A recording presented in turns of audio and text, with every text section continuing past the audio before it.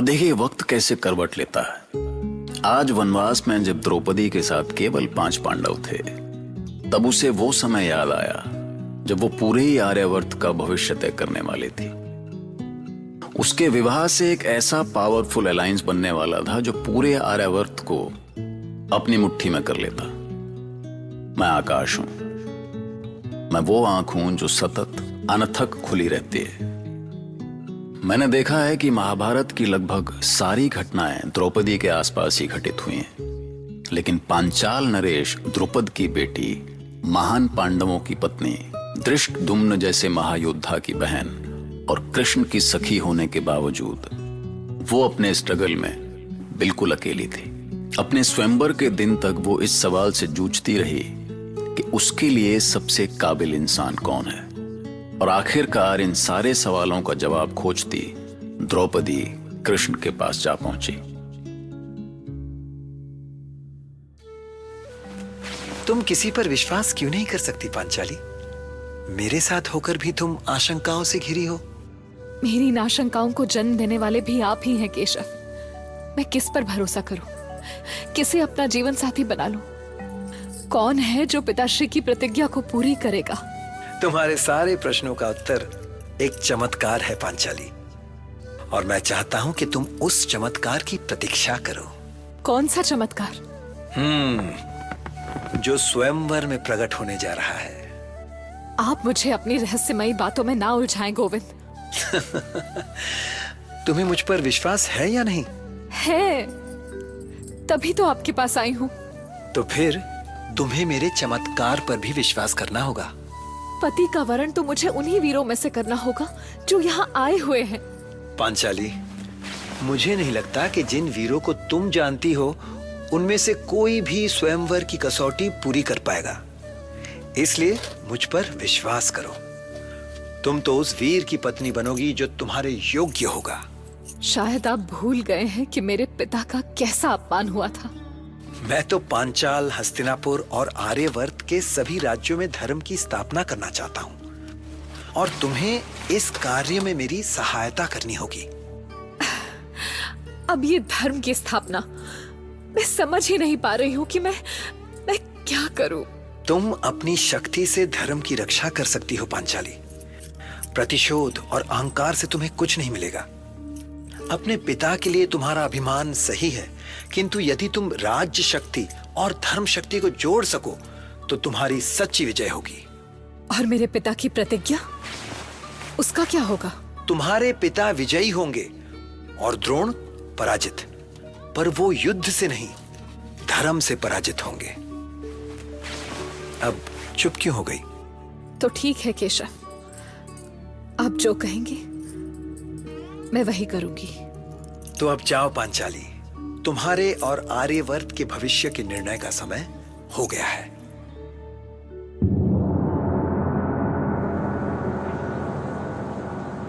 समस्त आर्यवर्त से पधारे नरेश और उपस्थित वीरों, मैं पांचाल नरेश महाराज द्रौपद पुत्र धृष्टद्युम्न घोषणा करता हूं कि आज मेरी बहन पांचाली इस स्वयंवर में योग्य वर का वरण करेगी। राजकुमारी पांचाली की, द्रुपद पुत्री पांचाली की। आप सभी मंडप के बीचों बीच स्तंभ देख रहे हैं, और स्तंभ के ऊपरी भाग में लगातार घूमते यंत्र के साथ मछली की आकृति भी। उस मछली की स्पष्ट छाया नीचे जलकुंड में दिखाई दे रही है। स्तंभ के नीचे एक विशाल धनुष और बाण रखा हुआ है। उत्तम कुल और श्रेष्ठ बल से संपन्न जो धनुर्धर छाया को देखते हुए घूमते यंत्र के छेद से मछली की आंख का भेदन करेगा, पांचाल कुमारी उसी वीर का वरण करेंगी। कसौटी बहुत कठिन है मामा। भांजे, परीक्षा तभी दो जब विजय की उम्मीद हो। गुरुओं की प्रतिष्ठा का प्रश्न है। कसौटी तो मैं ही पूरी करूंगा मामा। मैं तो उन लोगों की बातें कर रहा हूं जो ये कसौटी देखकर डरे हुए हैं। देखिए उधर। अब बोलो, कौन पूरी कर सकेगा ये कसौटी? ये कसौटी केवल अर्जुन के लिए भैया। हाँ, पर धीरे बोलो, किसी को संदेह ना हो। हमें अपनी पहचान प्रकट नहीं करनी है। देखो, एक एक करके सब हारते जा रहे हैं। क्या कर रहे हैं भैया भीम? अपनी हंसी रोकिए, सबकी दृष्टि आप पर ही है। लगता है दुर्योधन हमें पहचानने का प्रयास कर रहा है। सावधान, छेदीराज शिशुपाल लक्ष्य भेदन के लिए पधार रहे हैं।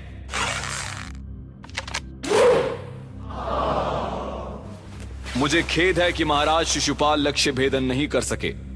अब मगधपति महाराज जरासंध लक्ष्य भेदन के लिए पधारेंगे।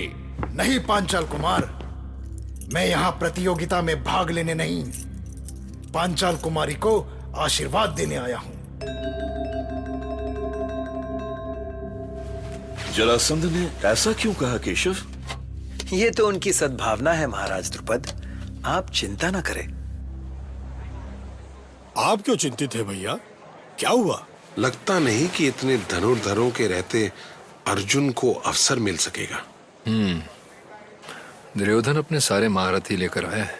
ये सारे एक साथ? कहीं महाराज द्रुपद और कौरवों में कोई संधि तो नहीं हो गई? लगता तो ऐसा ही है।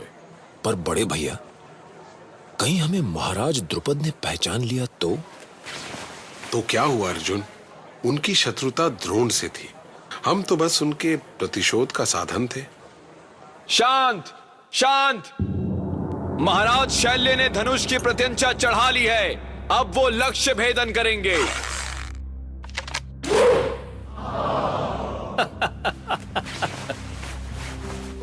कहा था ना मामा, ये लक्ष्य केवल मैं ही भेदूंगा, और ये पांचाली भी केवल मेरी ही होगी। अब असली ड्रामा तो इसके बाद था। काहे कि अब बारी थी दुर्योधन की। और गए आप कर्ण को तो नहीं भूल गए ना? जिंदगी का सबसे बड़ा अपमान तो उसे अब झेलना था। आइए सुनिए। सावधान, हस्तिनापुर के युवराज महान कुरुवंशी कुमार दुर्योधन लक्ष्य भेदन के लिए पधार रहे हैं।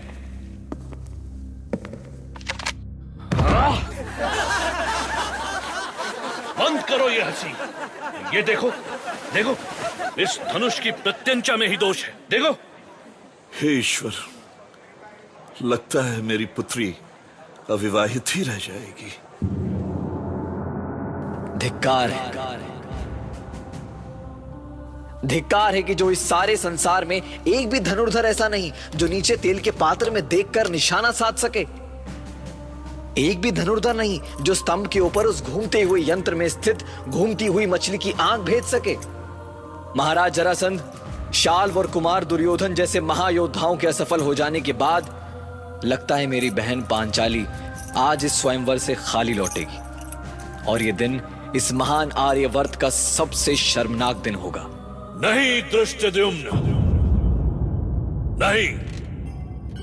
दुर्योधन के जीते जी आर्यवर्त शर्मिंदा नहीं होगा। ये लक्ष्य भेदा भी जाएगा और पांचाली का स्वयंवर पूरा भी होगा, क्योंकि अभी मेरा मित्र, संसार का सर्वश्रेष्ठ धनुर्धर कर्ण यहां उपस्थित है। ठहरो, ठहरिए कुमार दुर्योधन। एक सूत पुत्र को मेरे स्वयंवर में लाते हुए लज्जा नहीं आई आपको? ये सूत पुत्र 1000 बार लक्ष्य भेद ले, तब भी मैं इसका वरण नहीं करूंगी। क्या आप भूल गए हैं? सूत क्षत्रियों की सेवा करने के लिए जन्मते हैं, उनका वरण करने के लिए नहीं।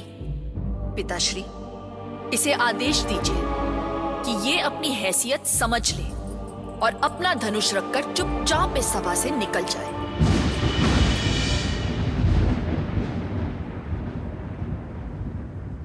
मुझे दुख है कि इस सभा में कोई ऐसा वीर नहीं जो स्वयंवर की कसौटी पूरी कर सके। लगता है संपूर्ण आर्यवर्त वीरों से खाली हो गया है। आर्यवर्त की भूमि पर कोई ऐसा पराक्रमी नहीं जो पांचाल कुमारी का वर्ण कर सके। पांचाल कुमार, मैं भी एक अवसर चाहता हूं।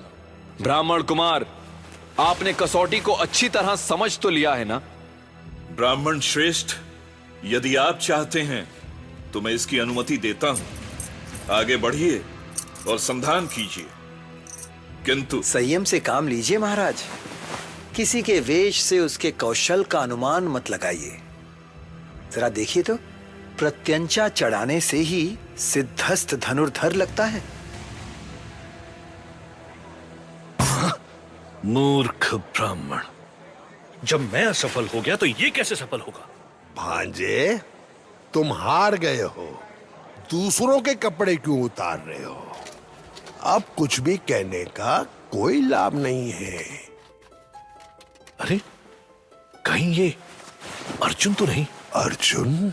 हाँ हाँ मामा, ये अर्जुन ही है। और वो वहां देखिए, वो रहे शेष पांडव। मेरी दृष्टि कभी मुझे धोखा नहीं दे सकती मामा।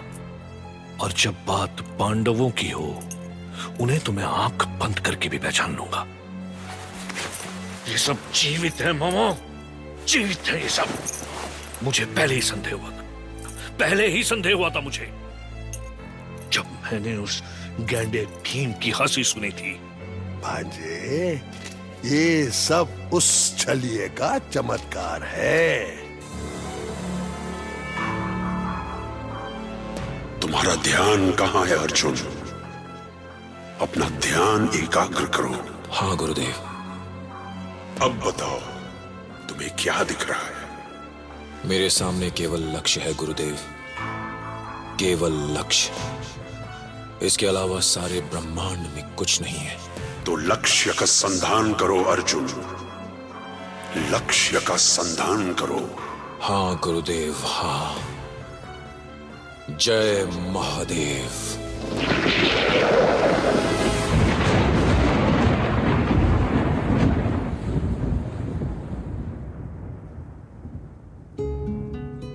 अर्जुन ने स्वयंवर की शर्त जीत ली और द्रौपदी ने आगे बढ़कर अर्जुन के गले में वरमाला डाल दी। लेकिन बात यहीं खत्म नहीं हुई। एक ब्राह्मण के गले वरमाला देखकर सारे क्षत्रिय वीर भड़क गए और अर्जुन से द्रौपदी को छीन लेने की कोशिश शुरू हो गई। पांडवों को मैदान में उतरना पड़ा और जब भीम ने गदा उठा ली तो फिर कौन टिक सकता था? और सुदर्शनधारी कृष्ण की शक्ति तो आप समझते हैं ना। तो बस सुनते रहिए महाभारत।